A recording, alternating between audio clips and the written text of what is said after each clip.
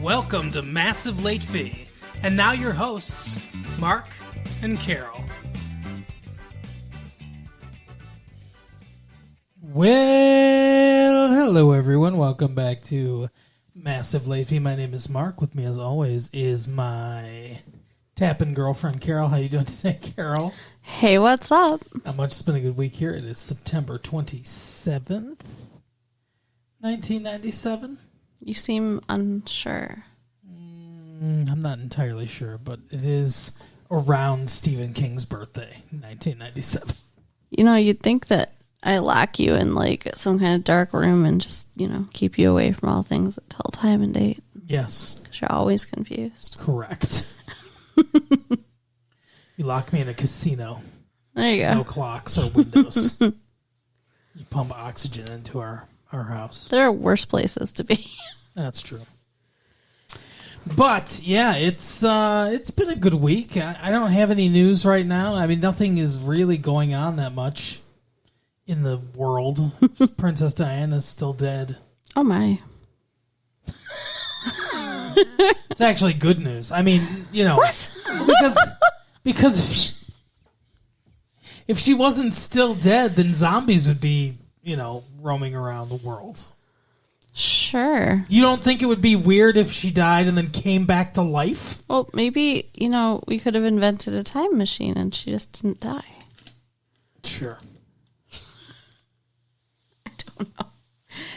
That'd be my first stop. I mean, no offense to the People's Princess. What would be your first stop? Hitler, right? Yeah, it'd be a good I one. think that's everybody's, right? Right. Or I guess maybe Abraham Lincoln. There's an episode of... What about Abraham Lincoln? Why are you looking at me like that? Like, what do you... Well, because you're talking about killing Hitler, and then you're like, or maybe Abraham Lincoln, but I don't think you mean that you want to kill him. Do you think that... Were you for a second worried that you slipped into an alternate dimension where Abraham Lincoln was some murderous lunatic? Yeah, I was like, what did I miss? Why is he on the list? To save Abraham Lincoln. Okay. Jeez. There's or Kennedy, I guess, too, is another big one, right? Mm. There's a episode of The Twilight Zone where someone goes back in time and attempts to save Abraham Lincoln, Interesting. but it doesn't work. Well, because he's just fated to be dead. Essentially, yeah. I guess it's that old thing where, like, if you...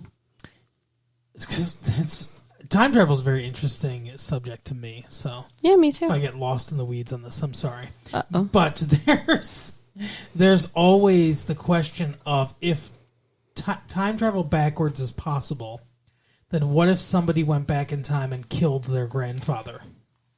Like before one of their parents was born. Yeah, it creates a paradox. Correct. Yeah, a pair of ducks. And so then what's the solution to that? Either time travel back in time is not possible, or is it impossible? I think that was the take of the Twilight Zone episode, where it's like that thing already happened. So if you were going to save Abraham Lincoln, then he always would have been saved. Yeah. Like, then he wouldn't have died in your history or whatever. But since he died, that means that it's not possible to save him. You always were going to fail, even though you were able to go back in time. Meaning that you can't actually change any past events. Keeping the laws of causality, cause and effect, secure and in order. Interesting. And then there's a writer, I read his book, it came out like 2 years ago. He's a physicist. He wrote this book called Hyperspace. I can't pronounce his name. A Japanese gentleman. Okay. Scientist and doctor. And he theorizes that if you change an event in the past, it branches into a multiverse of different eventualities. That basically every decision point that any human being makes at any point branches into an infinite number of parallel universes. Wow. So you could go back and save Abraham Lincoln, but it wouldn't be your Abraham Lincoln you're saving. It would be somebody else's Abraham Lincoln in another universe. Who never died in the first place. Correct. You got it. Wow. So that's interesting, and like maybe even the topic for a different tape. But since this tape is about This tape's about soul food, y'all. I think we should maybe move on. I have a question. So we went and saw Soul Food. Yes. Do you think? How do I ask this in the most sensitive way possible? Is this movie for us? I mean, I assume it's for everyone, but is it like?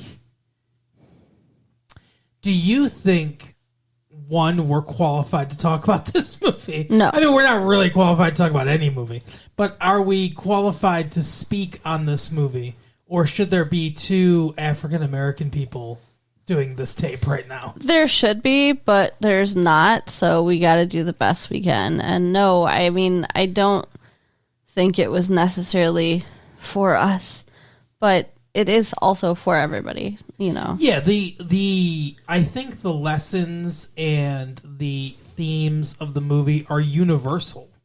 Yeah. To everybody. So, but yeah, I had that feeling watching this movie, like knowing that we were going to have to talk about it. If we had just gone to the movie theater and saw this and we didn't make these tapes, then it wouldn't have even occurred to me. I just would have enjoyed the movie. Which I did anyway. Right. Spoilers, everyone. It's a very good movie. But because we made this tape, it was in the back of my head, like, should I really be the one to be talking about this movie? Well, I mean, just, while we're talking about it, everybody keep in mind that we're just, some white people who don't know anything about anything when it comes to black culture. We're not well-versed on black culture. No. Although my aunt believes we have some black in my family. Because she wants to explain her hair, right? I mean... Essentially, yes. That is correct. It's the mystery of my aunt's hair. But yeah, that is correct. No, I don't think she's correct. There is a photograph of one of our ancestors where I've seen the photograph and I'm like, okay, yeah, that could be a some sort of mix. Oh, okay. Person. So you think that you do have some African American in you? Maybe, I don't know. I like Newports. Me too. Wouldn't it be cool to be able to find out somehow exactly It would be awesome, what you were made of. Your ancestry is. Yeah, all the different people that made up you, from all the different parts of the world and stuff. That would be cool. I wonder if they'll ever come out with something like that. I would hope so. Some kind of science fiction-y shit. Right. I doubt it. Cool. How would they even do it?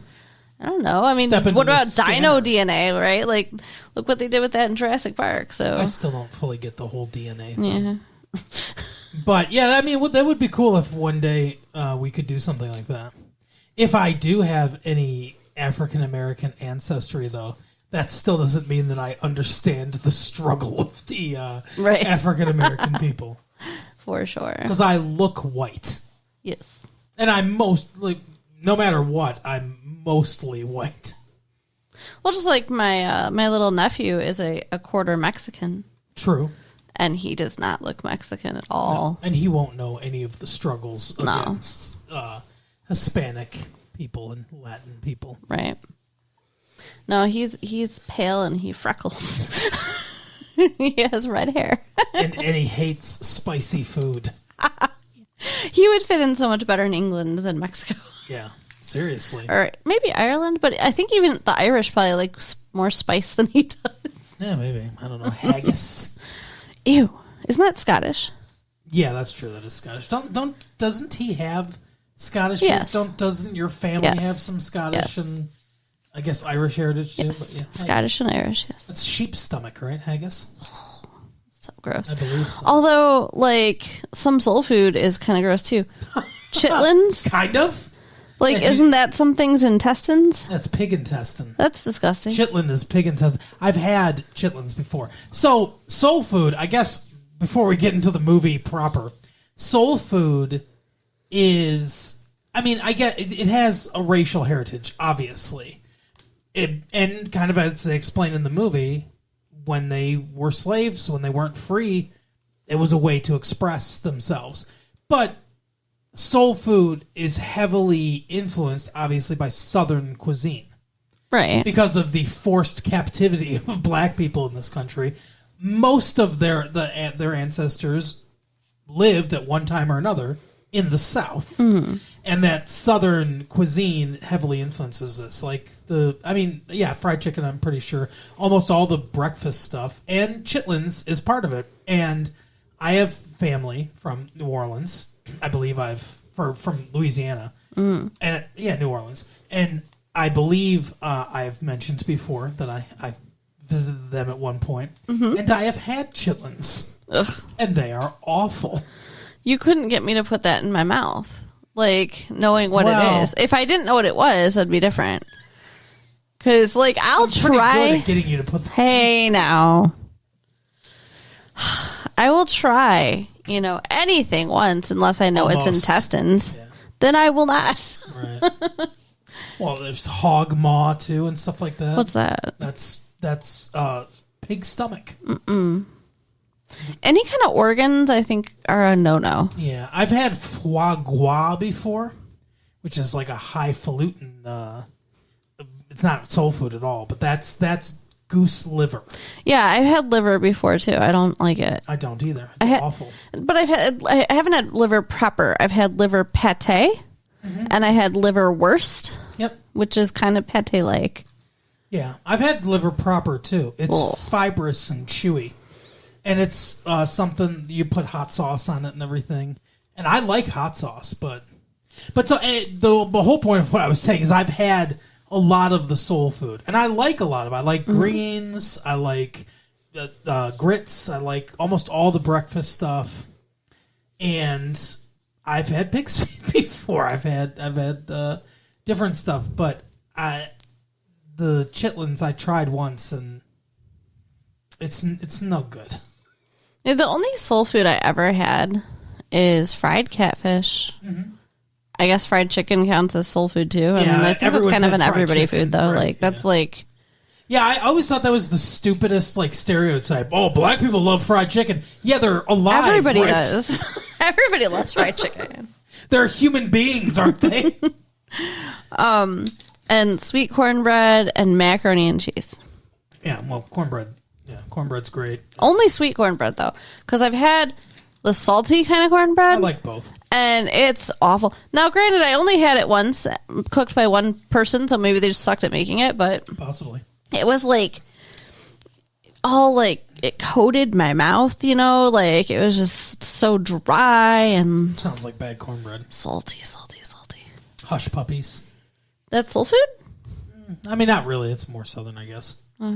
I mean, maybe a little bit. I don't know. But macaroni and cheese, yeah.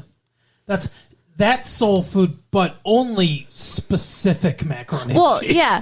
And I had no idea. And, then one day I had macaroni and cheese that was made by black people. It was so good. Oh, yeah. And I was like, oh, my God. I grew up on Kraft macaroni and cheese. It's just not right. No. It's this hidden powdered secret cheese. Gem that has been kept from us. Peach cobbler. Peach cobbler is I like that, but I mean, is that soul food? I don't know. It's southern. I mean, I think that kind of counts as soul food. A lot of times, I mean, this isn't necessarily all soul food stuff, but I think of Black Thanksgiving. And how much better Black Thanksgiving is than White Thanksgiving. Well, that's when I had the macaroni and cheese. Like you said, the aforementioned macaroni and cheese, pecan pie. Yeah, pecan pie is amazing. Peach pie, peach cobbler, that kind of stuff. Pecan pie is... It's I don't know, it's magic. I actually had it in a hospital cafeteria. Mm-hmm. And it was I didn't know what it was. It just looked good. And I started eating. I was like, oh my God. Because it seems like it's just caramel in pie. Yeah. With some pecans on top of it. Essentially. I mean, it's more than that, obviously. But I mean, I was just like, oh my God, is this just caramel pie? I was just heaven. I mean, it kind of is. Yeah. They make it with corn syrup and stuff. Everything gets caramelized. So it's sort of the way it's made is kind of like the way you would make a candy apple. Mm-hmm. The coating for a candy apple, but instead of adding fruit flavoring and stuff like that, you allow the sugar to caramelize. When they make because they use the same, it's sugar and corn syrup and that kind of stuff. It's brought to a boil. But like I said, instead of just boiling it and then adding fruit flavoring while it's boiling and then taking it off the boil and using it to coat apples, instead of doing that, you allow the sugar to caramelize and then it becomes caramel. You know, it's essentially it is caramelized pie. I was right. Yeah, it's very good. I mean, it's a little bit more than that, but not a lot more than that. And then the pecans. So, in this movie, soul food is what made me hungry. The whole movie. It's like the movie just kind of takes place around it, because the movie explains why most African Americans have high blood pressure. But they do Sunday night dinner. Yeah. With their family, and I think that's so awesome. At Big Mama's. Yeah. Like, I wish that our family did stuff like that. Me too. But maybe one day when we have children, we can start a tradition. One day, you know, your house could be Big Mama's house. I don't want to be Big Mama, though. Why? Well, I mean, I don't want to be big, and I don't have diabetes, and I don't want to, Spoilers, everyone. Don't want to have your leg cut off. Yeah. But instead you die. Anyway. It was a heavy movie, and not just the food. Yeah. I mean, it had some funny moments, but mostly it's just very heavy. Fantastic cast. Yes. Vivica A. Fox. I believe the A stands for angelic. I don't know. Nia Long is in this as well as Bird. Vanessa Williams. Yep. The great Vanessa Williams as Rich Bitch. What the hell was her name? Start with an L, I think. I can't remember. I'm so bad at this. And then some guys. Like, names are not my forte. The women definitely took center stage in this movie. Yeah, but I mean, the guys, they were decently present. Yeah, I mean, they were there. It's not like Waiting to Exhale was like women. This is everybody. Okay. I don't know if I saw that. Waiting to Exhale. In that movie, one of the ladies lights somebody's car on fire for cheating on her. It's Nice. kind of cool. That does sound cool. Don't get any ideas. Of course I won't. Well, you better not cheat on me. Touché. There's a lot of that going on in this movie, too. Oh, yes. So it turns... I don't know about a lot. I mean, kind of. So, like, okay, the movie kind of starts with dinner. Sure. And you're kind of learning about everybody's, like, different relationships and, you know, the dynamics and the history. And you find out that two of these three sisters do not get along. Mm-hmm. Because... Yeah. Because one of them was dating, like their parents had a rule that they had to bring one of their sisters with them on dates as a chaperone, which I think is weird. Not a good idea, obviously. Yeah, I guess it turns out to not be a good idea. But so like the oldest sister was dating this dude, and then the younger sister's with them roller skating, and she steals him. That's Vivica A. Fox. Yeah. Yeah, because I mean it's Vivica A. Fox. No offense to Vanessa Williams, but the short hair. What? What? Okay. What? What? What are you confused about? We're at the roller. Like, he chooses Vivica A. Fox over Vanessa Williams. Okay.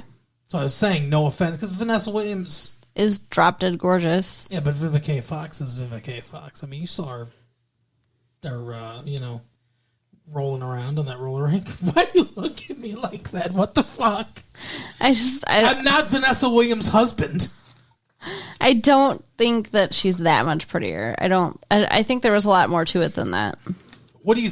A lot more to it. Yeah, like their personalities are so different. Yeah, their personalities in the backseat of that fucking car really shined, right? How well did they get to know each other? I don't know. But yeah, so she actually catches her sleeping with her boyfriend, so that's definitely not good. No, but I feel really bad for Vanessa Williams' character throughout the whole movie. yeah, but the narrator of the story, Ahmed. these are his parents. That's true. Yeah, I didn't think about that. He's telling a story about his parents fucking in the back of a car. Well, he didn't say it that way. No. But yeah, he just says that his mama stole his daddy right out from under her. But I mean, that's a weird story to have about your family. Like, oh yeah, my mom stole my dad from my aunt. Like, Yeah. That is weird. You're right. So, This kid is very good in this movie, too. yeah, he's amazing. But like you said, he may not be a completely reliable narrator. Yeah. Because there's certain times where it seems like things maybe are fantastical the way they would be from a child's perspective. Sure. And, he doesn't understand everything, which is why it's good that, we're seeing it acted out also. Well, yeah, because we also see some stuff that he doesn't see. Mm-hmm. So it's not completely his perspective. That's true. He's narrating the movie, but not everything is from his own head. Yeah. Because we absolutely see Vanessa Williams' husband railing his cousin. Yeah, so this poor woman, first she loses her boyfriend to her sister. Yeah, 10 years ago or whatever. Yeah, it's their 11-year wedding anniversary, so it's probably more like 12 years at least. Yeah. But yeah, so she's married. She has finished law school. She's about to be a partner. She's doing very well in her chosen profession, and her husband's also a lawyer. And he doesn't seem like he likes it very much because he wants to focus on his music career. He wants to focus on Boys to Men meets that one new band. What's the one boy band that's out right now? Is it the Backstreet Boys? Sure. Yeah, they definitely seem like a boy band. Yeah, because it's like 5 dudes that all sing. I mean, they're not boys; they're adults, but they're all singing. Yeah, they're not playing instruments. One dude plays the bass, and then the other guy, the husband, plays the keyboards. Right. But you know who it is too? I meant to point this out. One of the producers of this movie is Babyface. Yeah. The From 90210. Yeah, I mean, he's an actual musician, but yeah, he was on 90210. And I can't be sure because I don't remember exactly what he looks like, but I think he's one of the guys singing in this band, which makes sense. Yeah, that's cool. Because he is a singer. But yeah, so he wants to quit his job as a lawyer so that he can full-time focus on this music that's currently not making any money. Mm-hmm. But honestly, I feel like she should be a little more supportive of that because it's what he's passionate about, what he cares about. And she probably makes enough money as a lawyer herself. She's about to become partner. Like, what does it matter? Well, the thing is, so they definitely have enough money. I mean, that's a huge thing throughout the entire movie. If you're like, they'll just pay for it. They'll just pay for it. How much money they have. Right. That would get kind of annoying. Yeah. Someone with money. Yeah, well, like, she loans money to her sister to Bird. Not the one that cheated, the other one. Yes. She's kind of stuck in the middle between those two, but she loans money to her to open her hair salon. Right. Which is really nice. And is doing well. Mm-hmm. And then later, what is it they want her to pay for? Medical bills? They're just like... Big Mama's medical bills. Yeah. They're just like, well, we figure you'll pay for it and we'll pay you back at some point. I guess nobody ever pays them back, too. Yeah, well. It would seem that way. So Vanessa Williams acts kind of... I can see both sides of this because he talks about how she's like, hey, there was a discrepancy in the bank. And he's like, yeah, I took $5,000 out of our bank account and booked studio time for the band because we're going to make a CD. And then I'm thinking about quitting my job and doing this full time. And I was like, are you making any money at this? Like, you can't work and do this as a hobby. And then, like, if things start to take off, why do you need to quit your job? It just seems Whole thing seems ridiculous. Which is basically what she says, too. She says it's a hobby. But, well, I mean, yeah, okay, whatever. And the thing is, like, if he was going to pursue this is a young man's pursuit. Don't you think? I don't know. I don't like to do that, though. Like, I don't like to label things as, like, oh, once you get to a certain age, you shouldn't do that shit anymore. Like, let your dreams die. Life is life, and as long as you're breathing, you can still do stuff. And, like, I mean, he could still be a musician. He's not going to be a rock star, but he could make money as a musician. Yeah. So, anyway, he's like, hey, if I want to spend $5,000 of my money on this, I can. And she goes, yeah, $31,121 of that money is yours. Like, she has it down to the fucking penny. That's crazy. How much is his and how much is hers. That speaks to a pretty big fissure in their relationship. Yeah. And he's like, we're getting separate accounts. It sounds like you already have separate accounts in her head anyway. Oh, yeah, for sure. I like her character, but I also don't like her character. I don't like her character. I mean, like, she's not a bad person, but I wouldn't want to be friends with her. I wouldn't want to date her. Like, she's not warm. She's not fun. No. Like, I guess I should say I feel sympathy for her there character. You go. Because so much bad happens to her throughout the movie. Yeah. But she also is the only one of them that, like, went to school and is successful and stuff. Yeah, but at the same time, she does rub that in everyone's face. Mm-hmm. And I wonder what was her motivation? Know? Yeah, that's a good question. I don't know what her motivation was for doing that. Because it does kind of seem like she does just want to be like, fuck all of you all the time. Well, yeah, because so Big Mama has her, she burns her arm on the stove because she can't feel it because of the neuropathy from her diabetes. Right. And she's not eating right. She's eating too much soul food.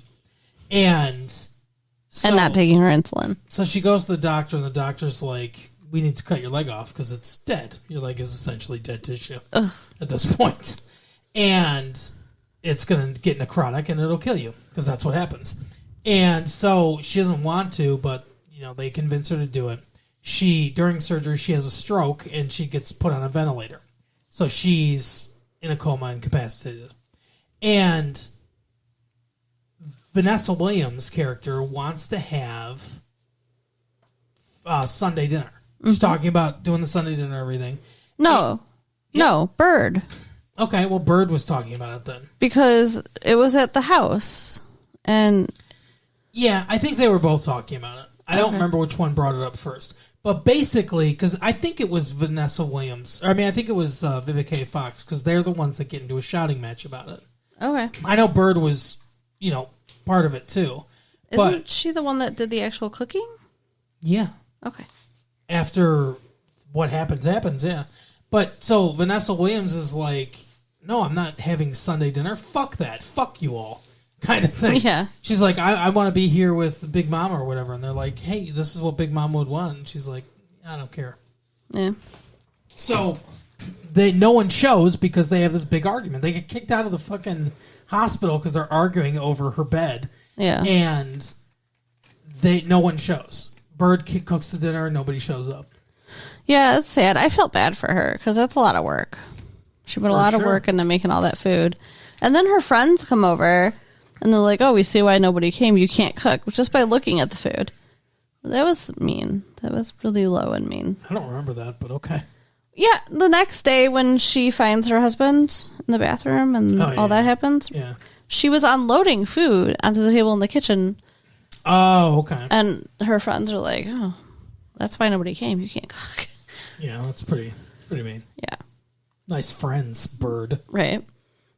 But, like, Bird's story is she is married to a guy who just got out of jail. Len. Now, that's happening at the very beginning of the movie. Actually, I think it's the wedding, even before the soul food dinner thing. Yeah, the wedding is the beginning of the film, where he's dancing with a whore. His ex-girlfriend. What the fuck was that? That was awful. This wedding was disorienting. Oh, yeah. It was really weird.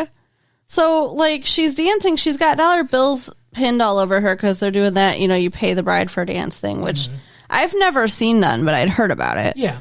And her ex-boyfriend comes over to her Yeah. and stuffs money in her cleavage of her wedding dress. Like, how rude and low and awful. For sure. Was he invited to this thing? Somebody invited him. I don't remember who, but Like, what the fuck was that? And then, well, she's gone dealing with this with her friends, with her sisters and everything. she's Her crying in the husband, bathroom, yeah. Her husband's out there just getting his freak on. Now, do you think do you think he was doing that in response to what he saw, or do you think that's a completely separated event? Did we see him see it? No. Then I don't think he was responding to it, no. I think it was a separate event. Why on earth would you do this at your wedding? I don't, everyone is watching you. Yeah. And you have to know that somewhere deep down, even if you wanted to. Why would you do this? One thing that seemed to be a bit of a theme in this movie was that the men are just being controlled by their dicks. Yeah, I guess. I mean, all of them at different points. Yeah, except for Vivica A. Fox's husband. No, even him, because like you pointed out in the beginning, like he's supposed to be dating Vanessa Williams, and then the other one's prettier or whatever. I guess and, that's true. Yeah. He just Better goes body. for her. It's the body, really. Yeah.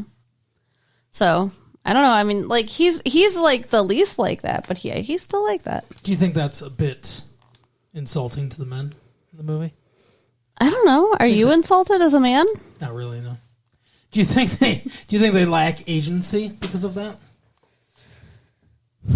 I don't know. I mean, The Reverend certainly. Oh my God. Was led by his penis. yeah, like I don't think that all men are quite that. It was over the top. Yeah. But yeah, so this is a horrific display. And Big Mama's sends the kid, her grandson, the narrator, go get Bird and tell her to fucking put her husband in check. Yeah. So when she comes back, he's dancing, but he's dancing with Big Mama. She solved it. But like he was literally lifting this woman's skirt up. Oh, it was. If you haven't seen the movie, why are you listening to this? First Right. of all, but if you haven't seen the movie, it was so over the top. It was like it was like a porno It was bad. on the floor. It was very over the top. And then there's a scene shortly thereafter where somebody's having sex. Was it Bird and him? Yeah. And she's shoving her underwear in his mouth so he'll be quiet and stuff. It was like, oh my Yeah, gosh. because it's at the house, in the bathroom with the whole family there. It was really, That's yeah. probably when the fish started swimming, huh? Probably. Anyway, so so this wedding is atrocious. But Big Mama solves it. Now, here's the thing, like you said, I don't think that situation would be over for me. No. I would never be okay about that ever again. Like, just being like, oh, okay, it's done. No, fuck that. Yeah, that's fucked up. I would want to get a divorce. Like, if we get married and you're out there, like, feeling all over your ex-girlfriend, it'd be done. All right, noted. Because it'd be humiliating. Yeah, I agree. I mean, more than anything else, I think that's what it is. It's just the humiliation. And if your ex comes and shoves money in your cleavage. Are we going to charge people for a dance? I don't think so. Or gives you a gold bracelet. Yeah, there's a lot of inappropriateness between the two of them. So we learn at the dinner that Lem is in jail because he came to help his brother or cousin, I think. He came to Chicago because this takes place in the Chicagoland area. And ended up selling drugs, essentially, to try to help him out financially. And got caught. And that's what he was in jail for. So he gets he has a job, but he gets fired because he lied on his application about being a convicted felon, and they found out. It sucks. Like, he really struggles through this movie. And if our introduction to his character hadn't been what it was, I probably would have felt more sorry for him. Right. But I started, you kind of start out not liking him. But he goes to Kenny, that's Vivica A. Fox's husband, and tells him what happened. And he's like, I don't know how I'm going to tell Bird. And he's like, oh, don't tell her. Yeah. They just agree that they can't tell her. Which is awful. Otherwise, he'll be labeled lazy. Yeah. I wasn't going to say it. The look on your face. I don't have that big of a percentage of black in my family tree where I can get away with that. Don't worry. He used a word. I can't remember. It was a word that started with an N. It was some kind of N word. But anyway, yeah, he uses a word that we're not going to say. But yeah, so they're like, oh yeah, Only you time can in the never. movie, I believe. What? Only time in the movie, I believe, Yeah, that word is used. I think so. Yeah. But yeah, basically, like, you can never tell your wife that you're not working. You can't tell a black woman that you don't have a job. That's what they say. Yeah. If you're a black man. I don't like that. Like, well, I just feel like if you're married, like, you should be able to talk to each other about shit. Well, as it turns out, she would have been kind of okay with it, I guess. Well, I mean, she tries to help him. Because she says, well, I'm making enough money at the place that I open now that, I can pay the bills and everything. And he's like, no, I'm a man and I can pay the bills. Now I'll find a job. So But before that happens, her ex comes into the beauty parlor. Well, I think she called him and asked him to come. Or no, you're right. Okay, before And gives her the aforementioned gold bracelet. Yeah, he's like, I know you're accustomed to the finer things in life, and your husband can't give them to you. So, whenever you decide you need me, give me a call. Yeah. Like, what the fuck? And she keeps the bracelet, which... Yeah, she should not have done that. She should have given that back. And she should never speak to him again. Yeah. End of story. Like, that was an awful thing to say about her husband. And he's always going after her. Yeah. It's just no good. But she does not do anywhere near enough to dissuade him. No. So then she decides to ask for his help to get her husband a job. Yeah. Which was so stupid. So he pulls some strings at it's like a place that he has experience at. It's a printing company where this guy works in marketing, I think. Yeah. And Lem, the actor's name is Mekhi Phifer. Mackay. Okay, Mekhi Phifer. He has experience with this because he knows how to use these machines and everything, and he gets praised at the job for doing a good job. Yeah, he seemed so happy and proud of himself, and then the asshole comes down from above wherever the fuck his office is. Mm-hmm. Starts talking about how he makes $80,000 a year and got to look out for other black guys and give them hands and stuff, just like he did with him. And he's like, "What are you talking about?" He's like, I pulled some strings and got you hired here. Your wife asked me to do that. He calls her Cola. Yeah. Because her body's like a Coca-Cola bottle. Is that when he got punched? I don't remember at what point he lost his shit and punched him. So he said something like, "Man, back in the day, your woman used to make all the guys or whatever go like, oh, or something. I don't know, something." Oh yeah, like shaking up the Coke bottle or something. Yeah.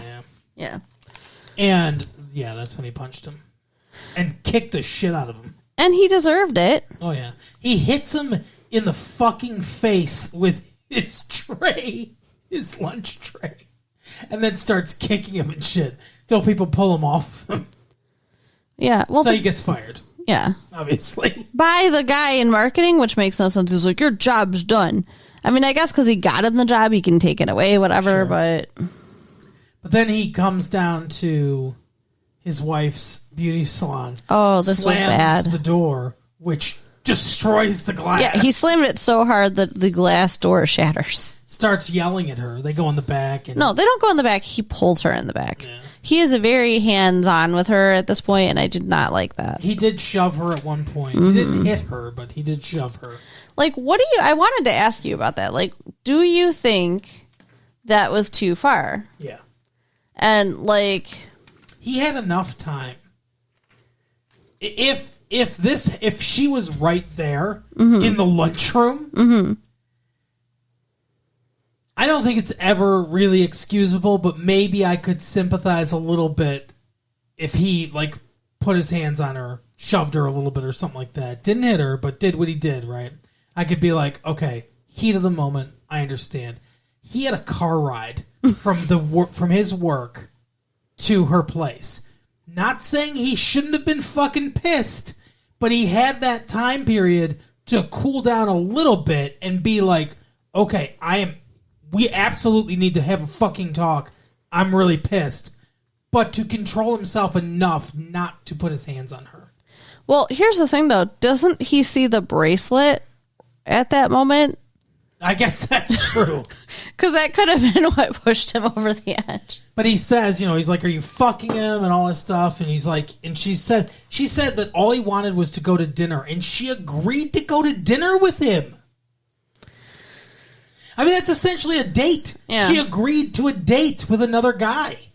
To get her husband a job. Yeah, I don't, like Vivica Fox explains it pretty well later in the movie, where she's like, yeah, you don't go to your ex to get your new husband a job, and she talks about taking his manhood away from him and all that stuff, and it's all, correct. So, this poor guy, like, he thought that he had gotten this great job, he was so happy, then he finds out all this bullshit, finds out his wife agreed to go on a date with this asshole. Like, they are broken up right now, I think, because, he says, don't talk to me. Don't come near me or whatever. So he thinks his marriage is over. And so he goes to the bar. Now, for whatever fucking reason, Vanessa Williams thinks that he hit Bird. Well, because she was in the bathroom with the door locked, throwing up and crying. Right. And everybody heard all the commotion back there, so I think everybody just assumed that she got her ass beat. But she jumps to conclusions. Oh, yeah. Because if she had just waited to see her, she has no marks on her body. Yeah. So, but anyway, so she assumes that. So they call a cousin, I guess.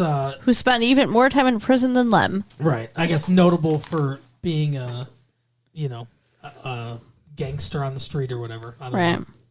But he comes into the bar where Lem's at, drinking. And he's like, yeah, we'll have whatever, 2 beers. He's like, this guy's paying.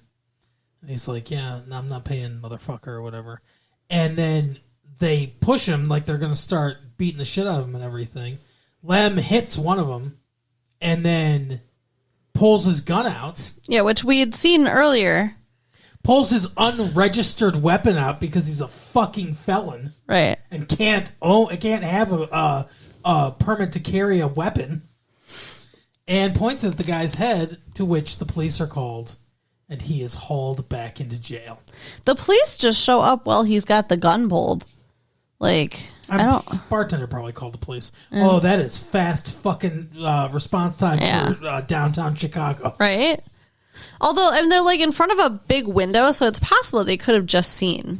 Yeah, maybe. Could have just been coming by, but yeah. So he ends up getting fucking arrested again. Mm-hmm.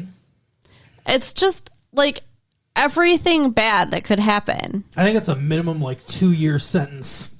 Fucking felony, unregistered firearm possession. So, and you can't blame him for pulling the gun either, because these guys were about to beat the shit out of him. Yeah. And he didn't deserve that. No. And in his mind, these were just 2 random fucking guys. Right. He had no idea what this was about. Yeah. So he's in jail. Then she finds out she's pregnant. In Neil Long, yeah. Bird. Yeah. And so that's even more depressing. Yeah. Daddy's going to be in prison for the first 5 years of your life. But somehow then Vanessa Williams' character manages to pull strings to get him out. Yeah, I have no idea. she's a lawyer, and I guess she's a good one. But she calls someone in the DA's office, and she's like, I need a favor. Somehow she got the charges dropped, essentially. I don't know what the fuck she had to do. I don't know who she had to take to dinner. Right. Whatever kind of fucking dance or bracelet she needed to do for that.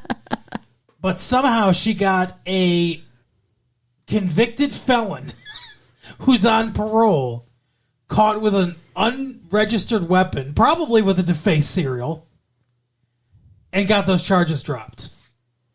Yeah.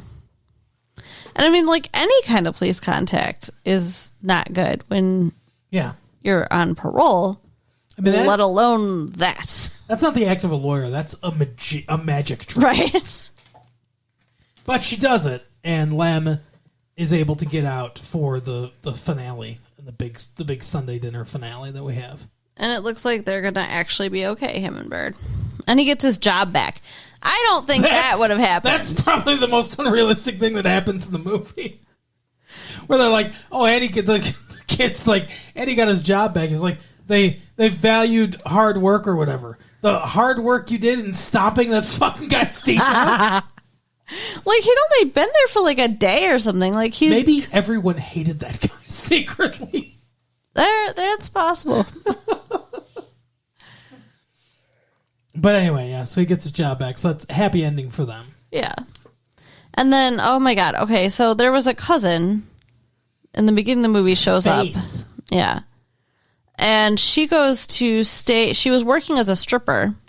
Yep. And she goes to stay with Vanessa Williams and her husband, Kenny. Yeah. No. Kenny's Vivica A. Fox's. Oh, no. Hers is, I think it starts with a B, I think. The boy band guy. Yeah. And, like, that's a bad idea right out of the gate. Yeah. Like, Big Mama should have invited her to stay there with her. Well, she had a stroke. Oh, yeah. Not at dinner. She thought she was going to stay with Big Mama, but then Big Mama had a stroke. Is that how that happened? Yes. Okay. Well, I mean, I guess it makes sense because they have, like, no children, so they probably had the room. Well, yeah. They definitely had the room.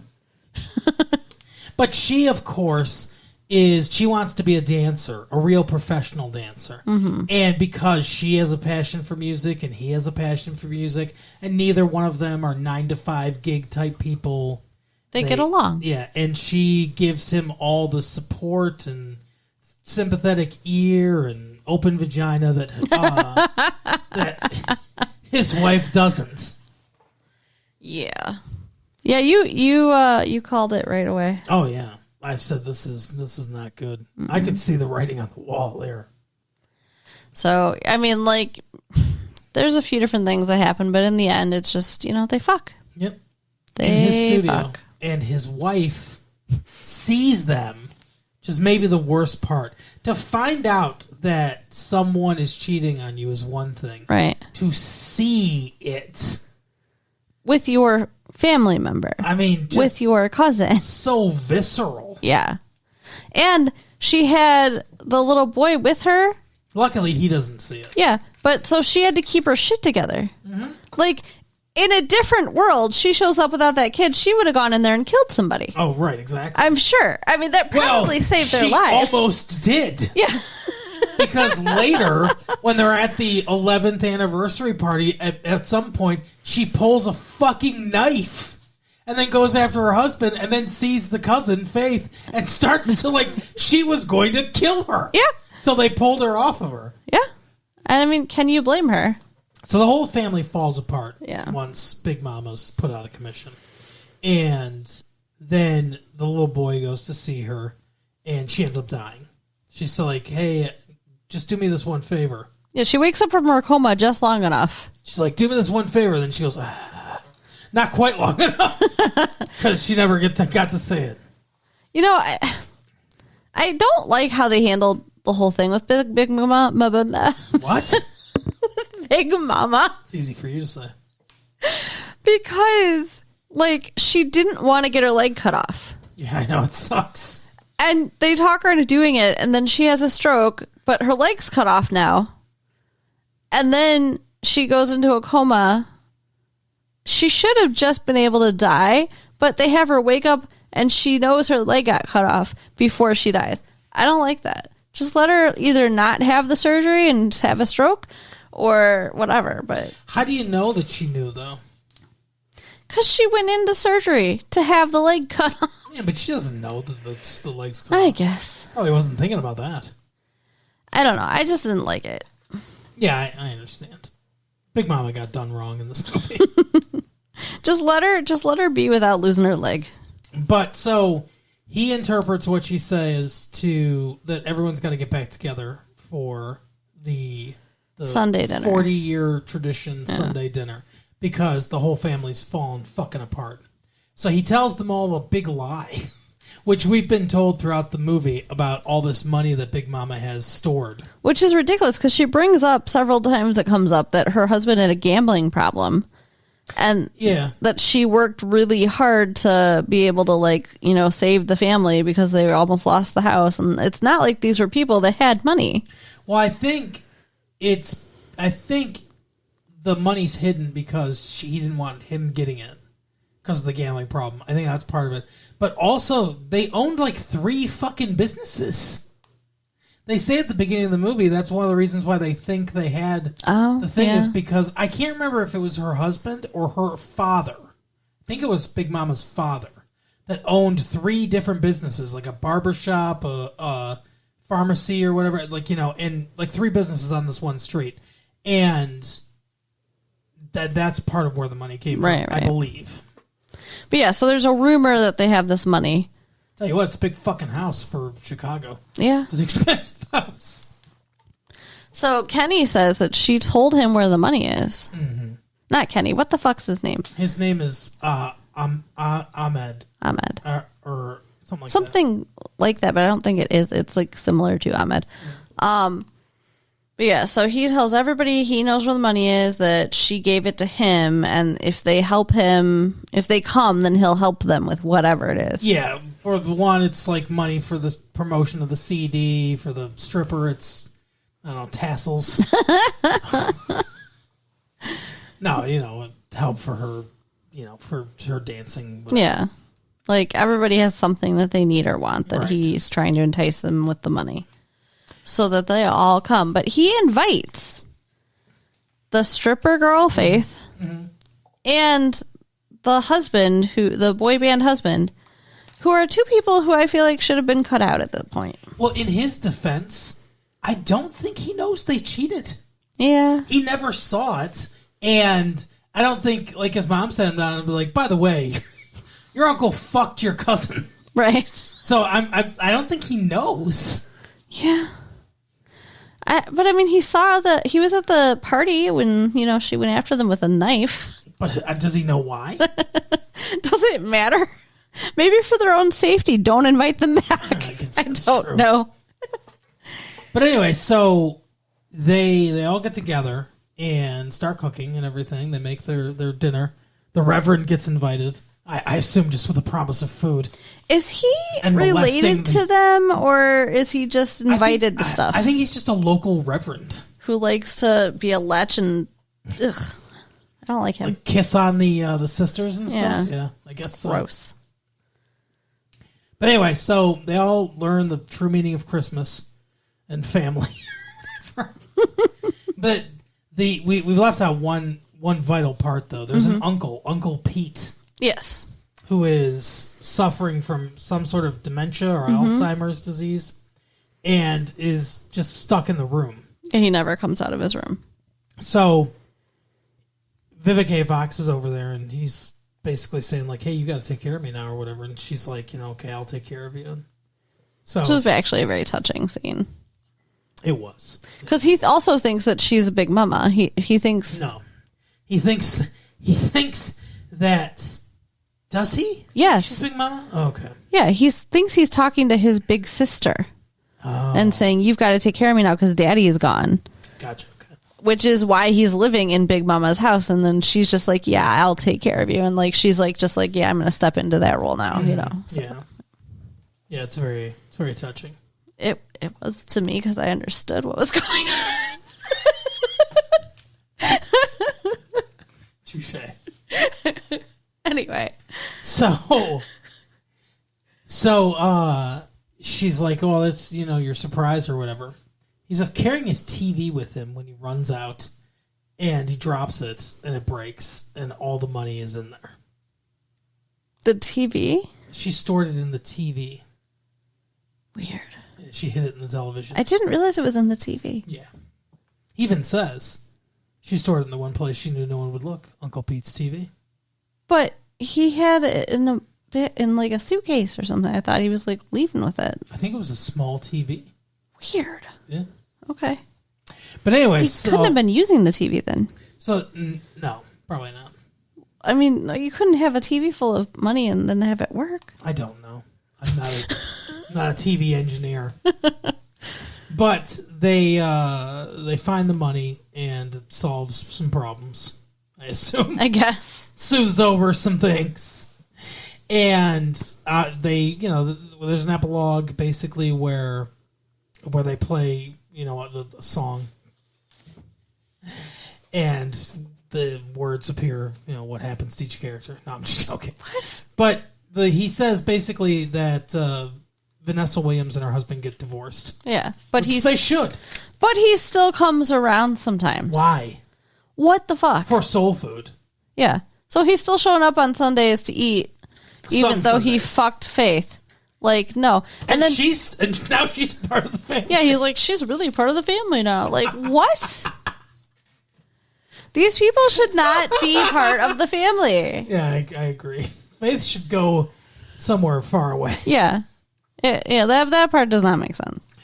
The divorce makes a lot of sense, though. And he should just be gone. They don't have kids together. If they had kids together, it would make some sense. Mm-hmm. But they don't. I mean, I guess they were, I don't know, involved in this young boy's life together, maybe. I don't know. But yeah, I mean, that's basically the film. Yeah. But it's a really good movie. It's excellent. Very heavy. It's kind of a hard watch at times. Yeah, at times, for sure. They deal with a lot of big issues. The overarching thing, of course, is family. Mm-hmm. But it's, it was very good, I thought. And almost something that you could take a family to. We could have taken your niece and nephew to, if it wasn't for a few very graphic scenes of sex. Yeah, well, and I mean, there's, a lot of violence, and I don't know. I mean, yeah, mainly the sex, but there's a lot of things in it that make it not really a family-friendly movie, but it should be, because, like you said, the themes and stuff are. But yeah, it's a heavy in a lot of places, but it is very heartwarming, too, and I think eventually it has a mostly happy ending. Yeah, I think it's a happy ending, and I mean, everybody's family has some fucked up shit. Yeah, for sure. This family had some especially fucked up shit. Yeah, everyone's family has someone that fucks one of the cousins. Creepy uncle and... Right. Yeah. But yeah, that's... I would recommend it. I say go out and see it. For sure. But that is the episode for this week. Carol, tell people stuff. So you can write us at latefee1994AOL.com. Yes, .com. Check out our website at www.retrolatefee.com. Mm-hmm. And share the tapes with your friends. All right, we'll see you next time. Bye. Bye.